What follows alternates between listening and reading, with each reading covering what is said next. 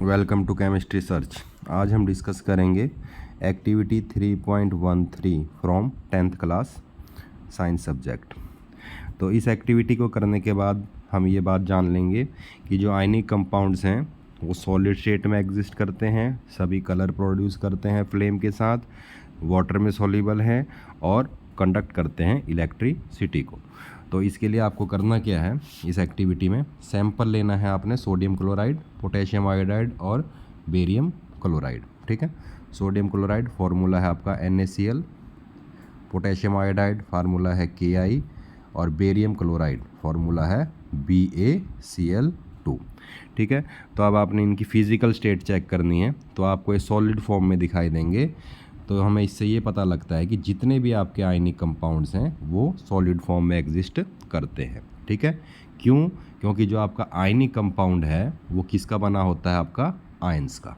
ठीक है, और आयंस के बीच में कैसे फोर्सेस होते हैं? Strong electrostatic forces. ठीक है, जिसके कारण ये किस फॉर्म में एग्जिस्ट करते हैं? सॉलिड की फॉर्म में। नेक्स्ट स्टेप में आपने क्या करना है, आपने स्मॉल अमाउंट ऑफ सैंपल लेना है, उसको स्पैचुला पे रखना है। ठीक है, और उसको फ्लेम के ऊपर डायरेक्टली डाल देना है। ठीक है, तो जितने भी आपके आयनिक कंपाउंड हैं वो सभी करेक्टरिस्टिक्स कलर शो करते हैं।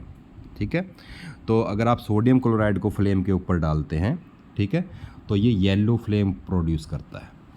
ठीक है, येलो। ठीक है, जैसे आपने गलियों में सोडियम लाइट भी देखी होगी, उसका कलर भी कैसा होता है? येलो ही होता है। ठीक है, अगर मैं पोटेशियम आयोडाइड की बात करूं तो ये प्रोड्यूस करता है वायलेट, बैंगनी। ठीक है, इस तरह की फ्लेम। और जो BaCl2 बेरियम क्लोराइड, ये प्रोड्यूस करता है आपकी येलो ग्रीन फ्लेम। ठीक है, इस तरह की आपकी फ्लेम आएगी। और भी अगर आप दूसरे कंपाउंड्स लोगे, जैसे कॉपर सल्फेट की अगर बात करें तो वो ग्रीन कलर प्रोड्यूस करता है। ठीक है, और जो सोडियम का कंपाउंड सोडियम सल्फेट है वो भी आपका येलो कलर प्रोड्यूस करता है। तो जितने भी आयनिक कंपाउंड हैं वो क्या करेंगे? कोई ना कोई कैरेक्टरिस्टिक कलर प्रोड्यूस करेंगे। ठीक है, तो क्या वो मेल्ट हो जाते हैं? नहीं, वो मेल्ट नहीं होते। ठीक है, क्यों नहीं होते हो मेल्ट? क्योंकि उनके बीच में मैंने पहले भी बताया था कैसे फोर्सेस होते हैं, हाई इलेक्ट्रोस्टैटिक फोर्सेस। ठीक है, तो फ्लेम से, सिंपल फ्लेम से वो फोर्सेस नहीं टूट सकते। ठीक है, तो ये मेल्ट नहीं होंगे। ठीक है, और क्या प्रोड्यूस करेंगे? कैरेक्टरिस्टिक्स कलर प्रोड्यूस करेंगे। उसके बाद हम इसकी सॉल्युबिलिटी चेक करेंगे अब। ठीक है, आपने इनको सॉल्युबल करके देखना है वाटर, पेट्रोल और केरोसिन में। ठीक है, तो आपको एक बात केमिस्ट्री में ध्यान रखनी होगी, लाइक डिसोल्व लाइक। ठीक है, अगर नेचर एक जैसी है दो सब्सटेंसों की तो वो क्या हो जाते हैं? डिसोल्व हो जाते हैं। ठीक है, जैसे अगर मैं वाटर की बात करूं, वाटर है पोलर कंपाउंड आपका। ठीक है, पोलर का मतलब है इस पर है चार्ज। ठीक है, ऑक्सीजन पे होता है डेल्टा नेगेटिव और हाइड्रोजन पे होता है डेल्टा पॉजिटिव। तो जब भी हम किसी कंपाउंड को डिसोल्व करते हैं, मान लीजिए मैं डिसोल्व कर रहा हूँ सोडियम क्लोराइड को, NaCl को। ठीक है, तो इसका जो नेगेटिव पार्ट है वो इसके पॉजिटिव पार्ट से क्या करता है? इंटरेक्ट करता है। ठीक है, इससे एक एनर्जी निकलती है, उसको बोलते हैं हम हाइड्रेशन एनर्जी।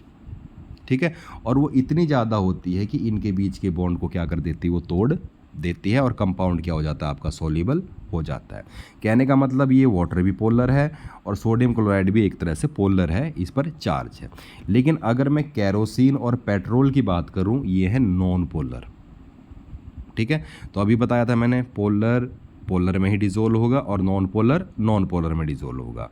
तो सोडियम क्लोराइड पे तो चार्ज है और पेट्रोल और केरोसिन पे कोई चार्ज नहीं है, तो इनमें आपस में इंटरेक्शन नहीं होती। और जब आपस में इंटरेक्शन नहीं होगी तो क्या नहीं होंगे? डिसोल्व भी नहीं होंगे। ठीक है, अब उसी तरह से अब हम इनकी कंडक्टिविटी के लिए एक एक्टिविटी करेंगे। तो आपने एक सर्किट बनाना है।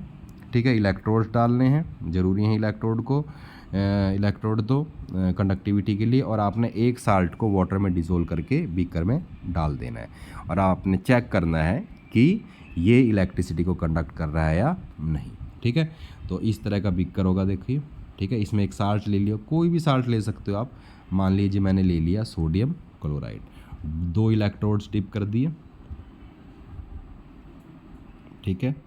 एक बैटरी के नेगेटिव टर्मिनल से जोड़ा और एक पॉजिटिव टर्मिनल से जोड़ा, ठीक है। और यहाँ पर क्या सेट कर दिया, एक बल्ब सेट कर दिया,